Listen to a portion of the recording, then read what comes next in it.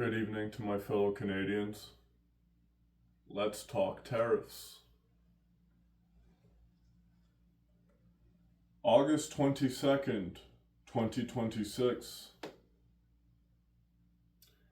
In Canada, we see a trade collapse with the United States.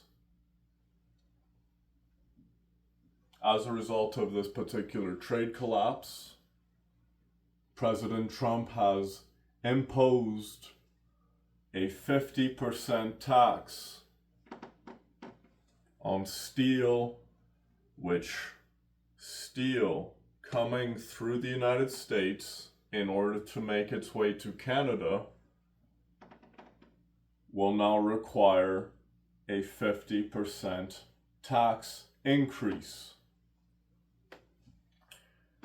Now, what might be some of the reasons of this particular trade collapse? As claimed by Prime Minister Mark Carney, the United States demanded too much and offered too little. What exactly do we have to offer to the United States as a Canadian country? We have shut down our oil production as a result of liberal rule. We have shut down our agricultural sector as a result of liberal rule. We have limited our lumber production. And ultimately, we have basically emptied Canadian taxpayer pockets under Prime Minister Mark Carney. Now, in terms of the reasons of this particular trade collapse between Canada and the United States, what might have been some of the too demanding statements that which were claimed?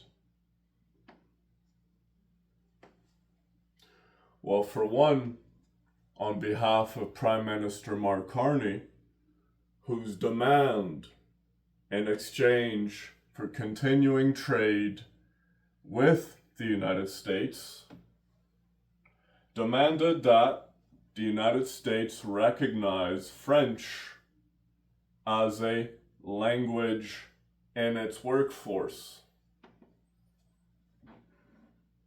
Rather bold, wouldn't you say?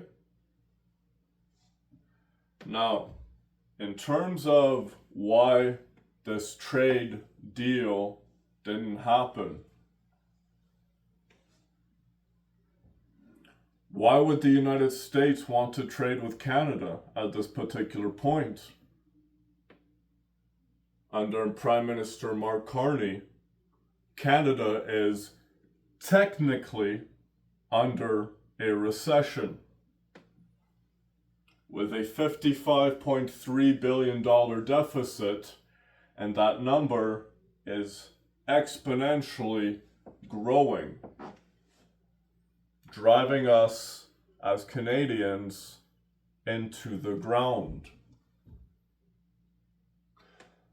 Now, in exchange for creating a strong North American continent, which, as proposed, President Trump was interested in Canadian oil,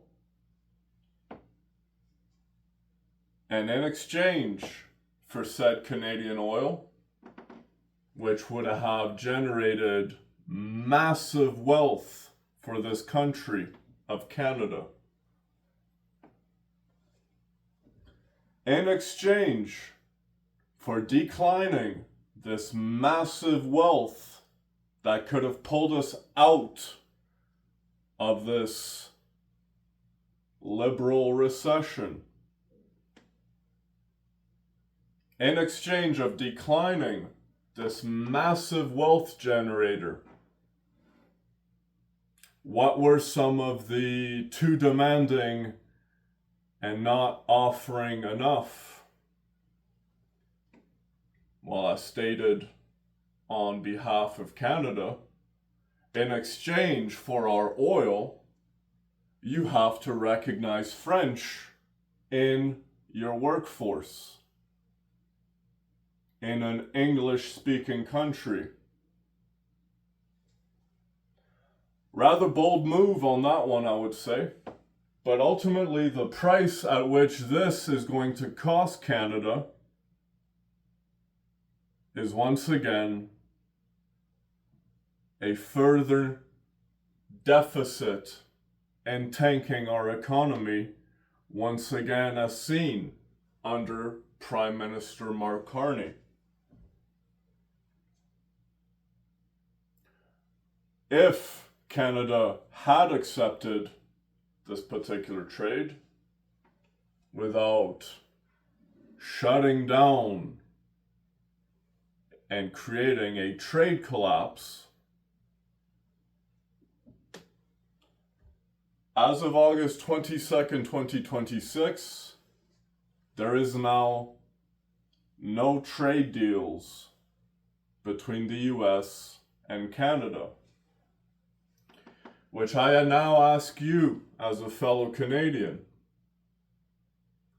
how is creating a collapse in our trade with our biggest ally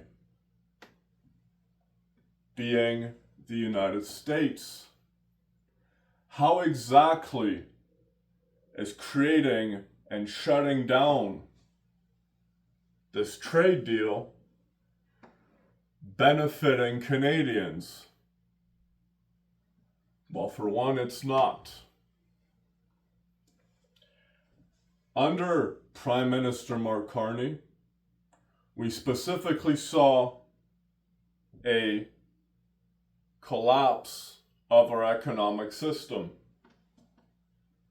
known as a recession. A recession occurs within Canada or any country. A recession occurs when the spending of a country, also known as emptying taxpayer money, pulling it out of their pockets. And while pulling and spending all of taxpayer money, the money being generated as a country, such as the country of Canada, is not rebalancing out said spending, resulting in what is known as a recession. And we are over $55 billion in debt at this particular time. Now let's put Canada first. What might be a problem that we are now seeing between the US and Canada?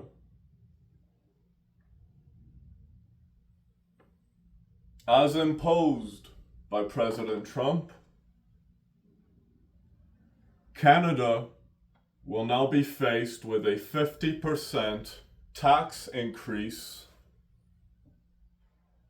on imported steel into Canada through the trading ports of the United States. Now, some of you might say, well, we don't technically need the United States in order to import all of these particular goods. We just so happen to be one of the furthest northern countries in the entire hemisphere, which geographically we are at a disadvantage when looking at our ability to import goods into this country. For one, you could say, well, we could simply import from the Pacific coast, such as British Columbia. we could also export through British Columbia. But that trade has been in talks for decades now. And British Columbia, under its environmental liberal rule, has declined talks of opening a Pacific tradeway, a port which we may receive goods imported into the country, such as well exporting goods from this country. For decades, conservatives have been asking and demanding British Columbia to allow a pipeline to run to the Pacific coast so that we may be able to sell our oil westward to the east, which geographically, in order to do so, we are at a disadvantage. On the west side of Canada, specifically between Alberta and British Columbia, we see the Rocky Mountains, which to anyone that has driven the Trans-Canada Highway running through the Rocky Mountains into British Columbia can certainly attest to the fact that it is a very dangerous route. Pardon me. It is a very dangerous route.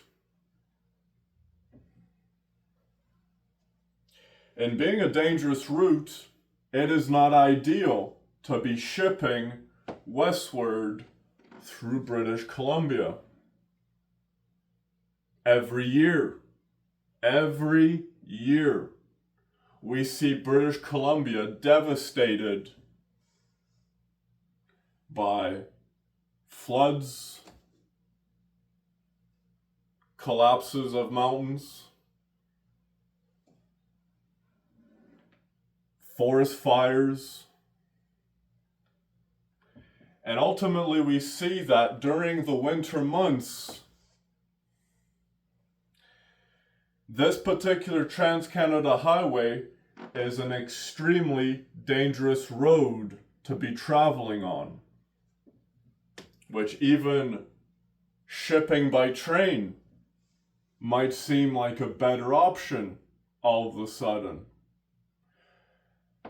But allow me to place one particular fact. Would you want billions and billions and billions of dollars and gallons of petroleum traveling through the mountains by railway? Which the mountains are not just a straight path at this particular point. There are cliffs, winds and turns, uphill and downhill. And in order to ship by train,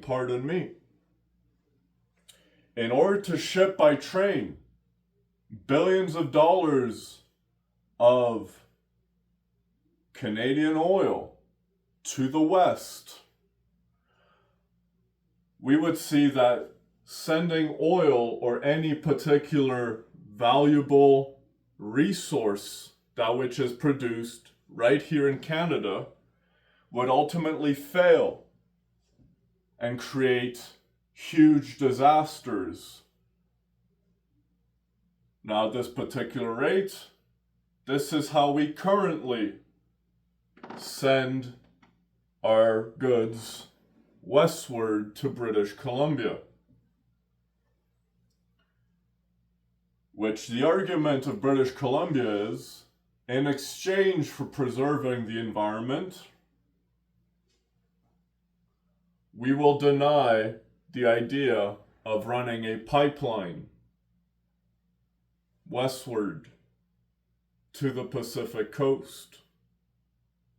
A pipeline being the safest way for oil and gas to be transferred from one place to another. It is the safest method in order to send oil from one location to another. Ultimately, British Columbia has been declining this particular talk for decades now.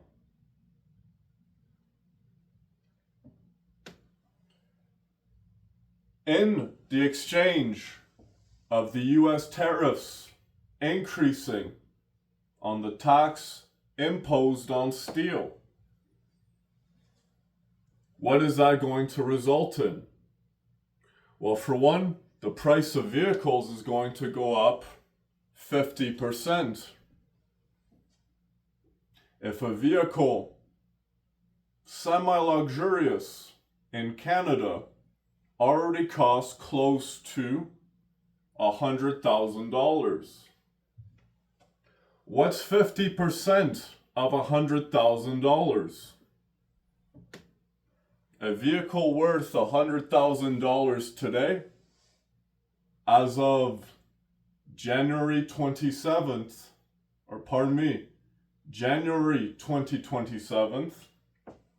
we will actively see that a vehicle worth $100,000 today will then be worth and cost $150,000. Some might argue this is Trump's fault. Yet Trump is specifically seeking to create business for Canada. As far as we can tell, the US economy maintains its high status quo of being the wealthiest nation, or one of the wealthiest nations, on the Western Hemisphere.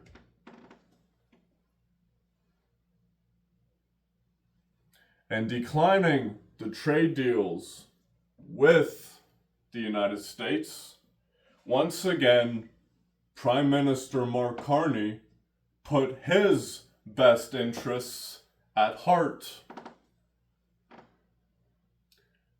And those interests are specifically costing Canadian folks, you could almost say, an arm and a leg in order to afford being able to live at this point. The price of consumer goods has not ceased to increase under Prime Minister Mark Carney. The price of living and affording to live, such as a house, has increased under Prime Minister Mark Carney. The price of fuel to get to work has increased under Prime Minister Mark Carney. All taking place as named taxes. The carbon tax, the consumer tax, and we are now actively seeing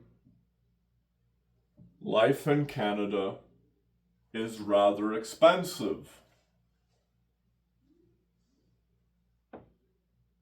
As proposed by the NDP, how do we fix that?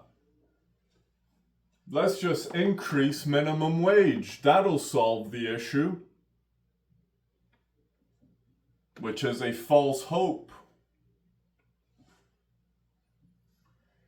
Simply increasing the minimum wage of a nation does not make the inflation rate disappear.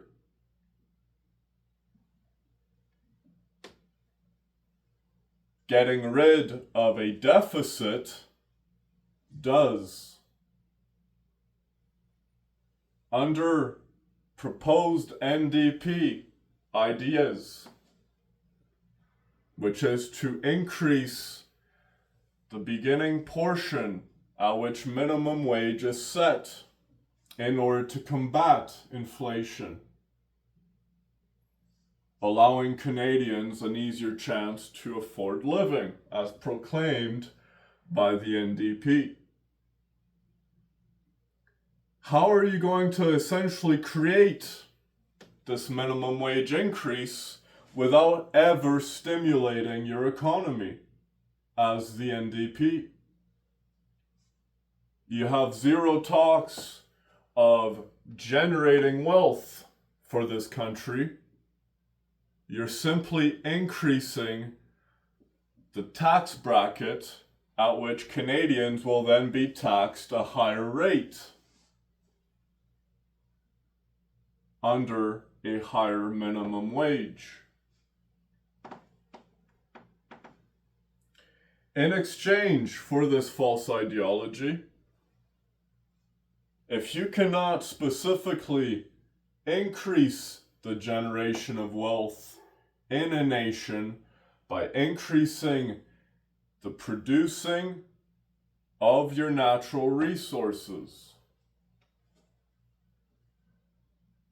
if a country shuts down its production of natural resources, meaning its economic backbone, how do you suppose we're simply just going to miraculously pull out of debt? Simply increasing minimum wage to money that which Canadian taxpayers sure don't have right now, and increasing this wage gap, well, for one, would result in a catastrophe at this particular point.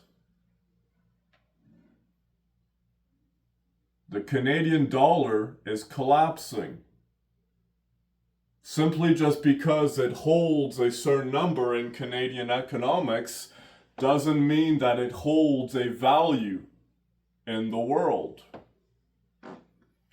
As an example, in a rebuttal to the United States tariffs imposed on steel, Mark Carney has threatened to stop importing certain United States goods, such as sporting goods, clothing, automotives, and the list is rather small. But in his claim, he specifically states that this should cost the United States approximately $28 billion. Well played, Mr. Carney. That's basically like poking a bear with a needle at that particular point. It's not going to do much. What is going to do much is believing in a leader that continues to put her people first. That leader being Danielle Smith. In every single province, whether west or east, we once again, the attempt to control the central hub of our economic backbone. As an example, if it were not for Quebec seat holders, which 2 provinces, as a result of the last election, carry the most seats in all of Canada, resulting in Canada being under a Liberal rule as a result of only 2 provinces having voted Liberal, Ontario and Quebec. As a result of 2 provinces, we now see a majority government stating to the United States an English-speaking country. That if you want Canadian oil, as declared by Mr. Prime Minister Carney, if you want Canadian oil, well, you're going to have to tell your workers to speak French. A too demanding, too little offer at this particular time, Mr. Carney. If we were to look at the ability of Alberta, many Liberals and NDP voters accuse Danielle Smith of simply caring about her relationship with Trump, stating she is a traitor. How so? Danielle Smith is arguably the only reason Trump is still considering trading with Canada. And because of her, we as Canadian people still have hope.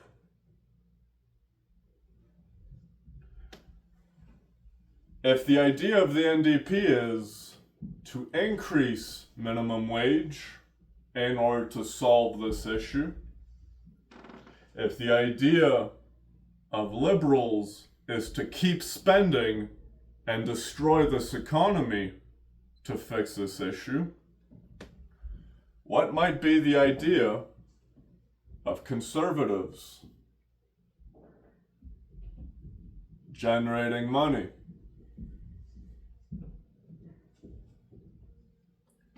If, as a Canadian country, we are currently struggling as a result of continuously, frivolously spending Canadian taxpayer dollar, as done by Mr. Prime Minister Mark Carney,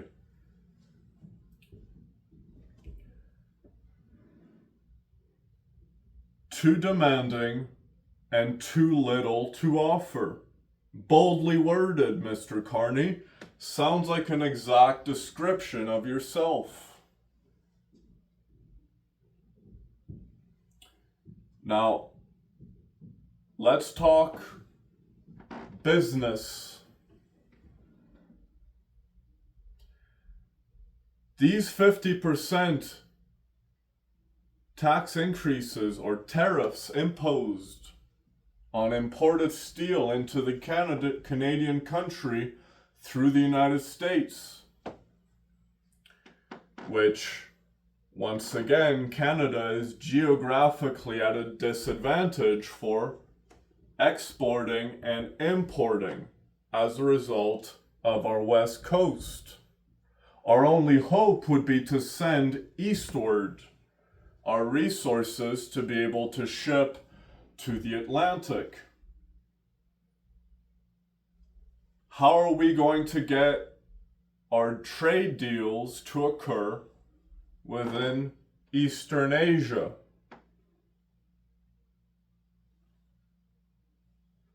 What, we're just going to miraculously, continuously send boats either all the way around the Americans' continent? As, yes, the continent of the Americas is called the Americas.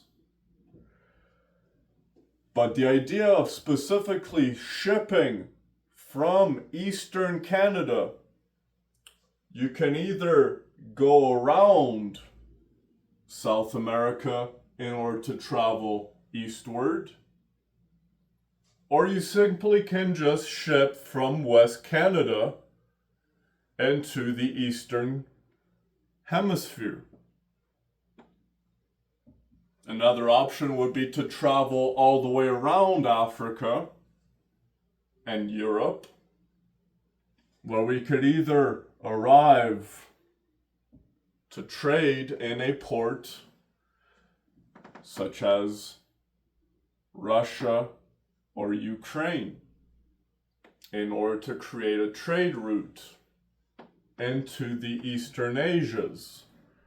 But once again, we see that relationship between Russia and Ukraine has drastically affected Canada's judgment.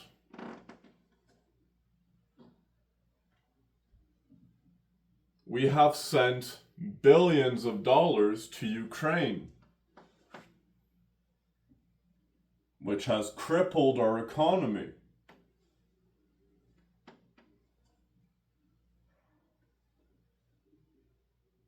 What do we get in exchange?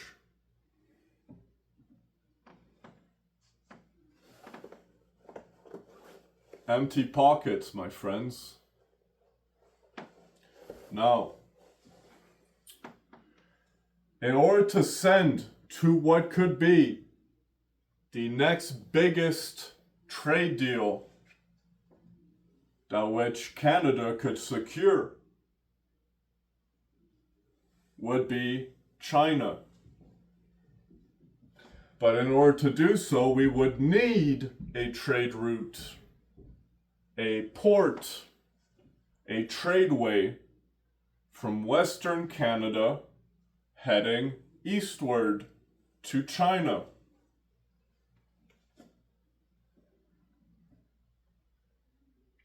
But this has been continuously shut down now for decades,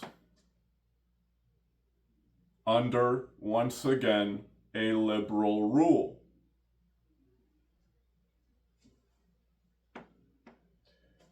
Here is my advice to any business owners that specifically require steel in order to create and generate business within Canada. If the importing of steel from the United States to Canada is increasing by 50%, well, essentially we're going to see Canada is going to collapse. Steel is a rather valuable metal, especially in Canada. A lot of our infrastructure relies upon this particular metal. So here is my advice to you as a steel-centered or metal-centered business within Canada. If the tariffs imposed are on importing,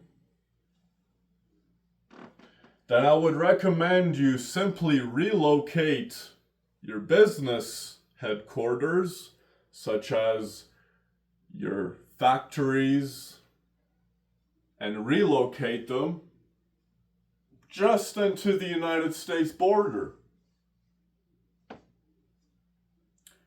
By changing the location of your business at this particular time, what might you see? You will not be faced by this 50% tariff increase, and yet you may still continue to provide your business, your product, that which we build with, and you can still offer your service to Canada. However, now we're going to actively see that metal-driven industries will simply relocate into the United States with their factories, which in return you may now ship and export to Canada. And in the importing of the metal products, you're going to see not only are you being taxed less on the production of your product, but you will also be making more money shipping it into Canada. which ultimately, once again, under Prime Minister Mark Carney, of stating too much demand, not enough to offer. What do you have to offer to the Canadian country, Mr. Carney? As far as we can tell, you have nothing to offer us at this particular point.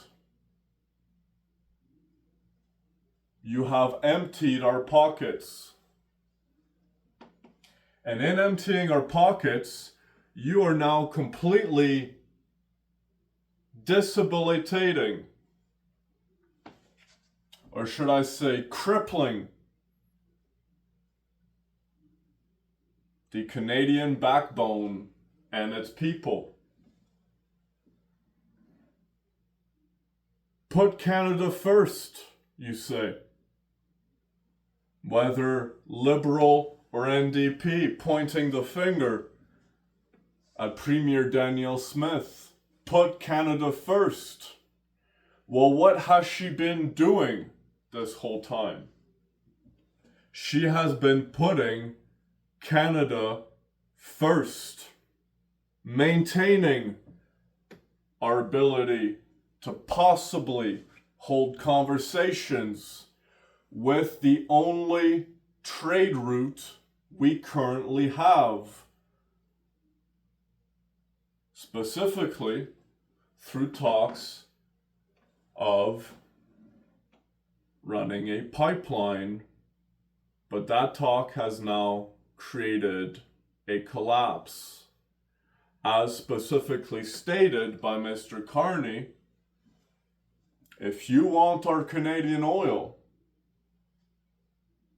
in the United States, your workers will now have to speak French.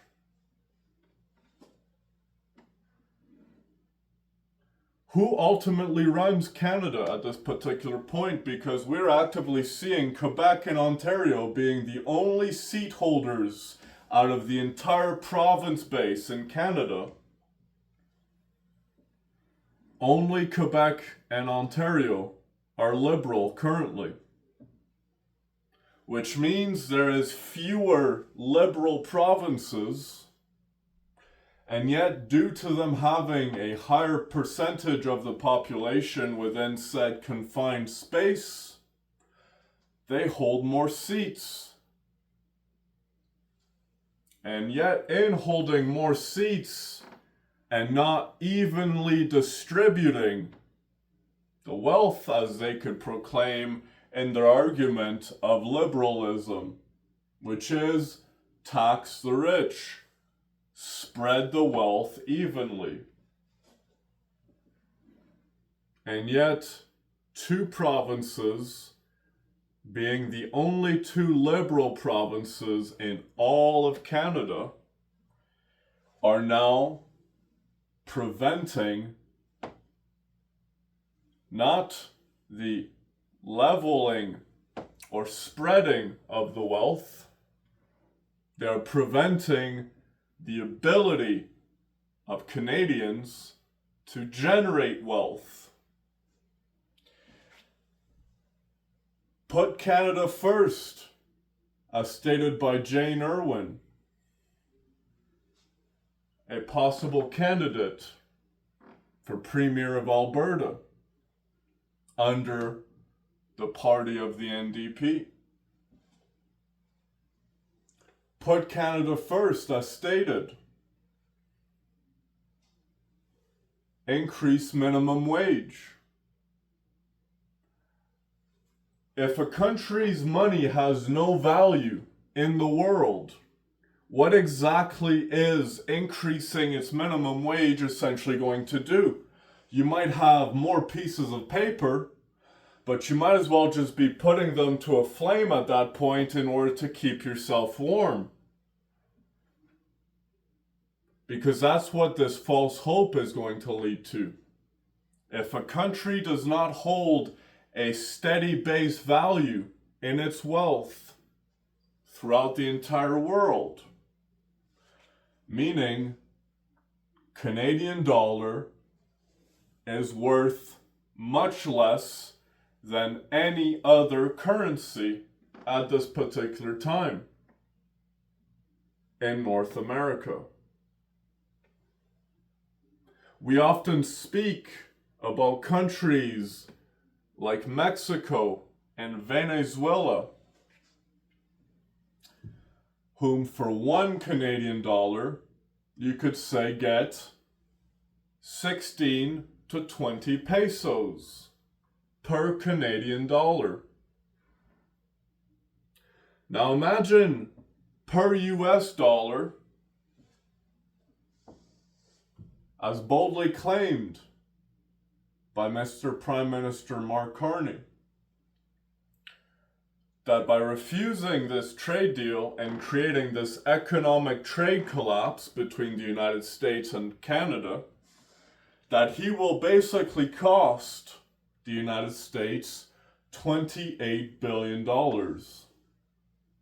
as a result of not accepting this deal and now imposing his little, you could say, pushing around, elbows up. $28 billion American equals $38 billion Canadian. That's how little the Canadian dollar is worth compared to the United States dollar.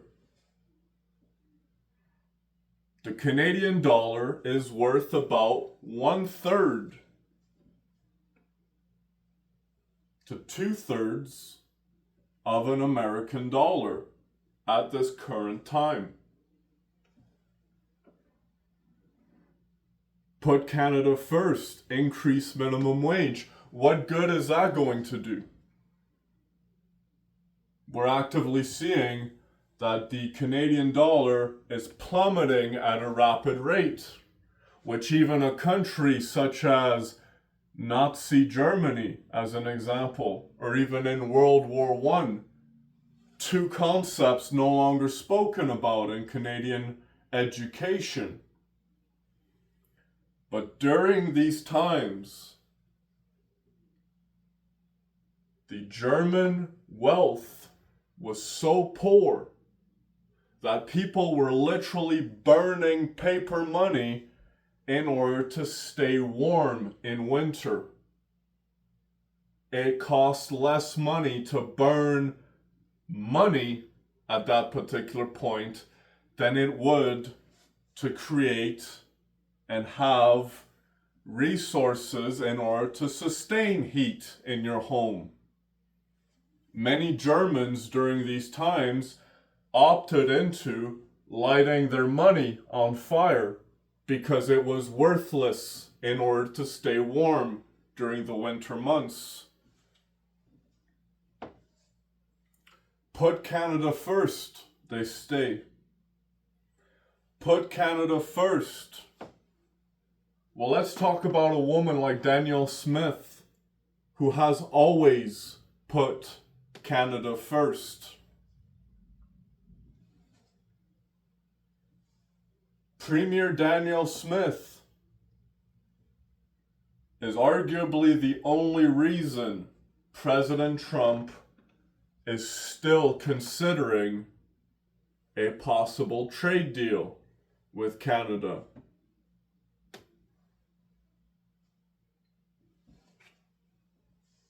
Put Canada first.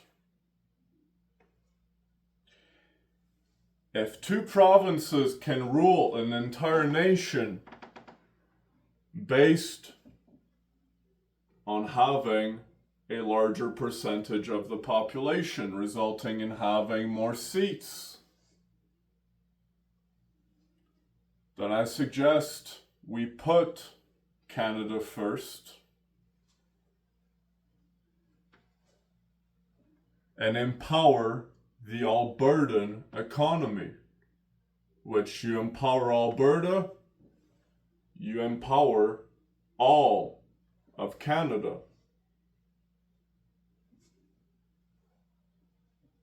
in talks of an Alberta separation referendum, we then see other provinces in Canada threaten to block trade routes from Alberta to any other location within Canada.